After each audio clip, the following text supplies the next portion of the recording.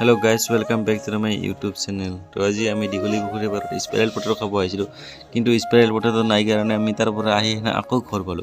तो घर पाई देखा पालो इते एन स्पाइरल पटेटोर दुकान आछे। तो दुकानखনৰ आम आज स्पाइरल पटेटो खाम।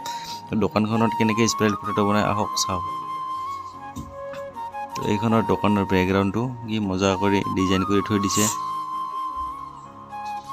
আমাৰ স্পাইরল পটেটोत লগাই আছে কি मसला।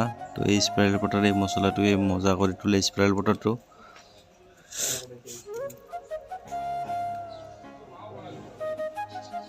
तो स्पाइरल पटेटोन कत आछे आमी देखुवाई आछो। এই সাইনবোর্ডখন দেখা পাইছে নহয় স্পাইरल पटेटोन आछे आगिया बजारत।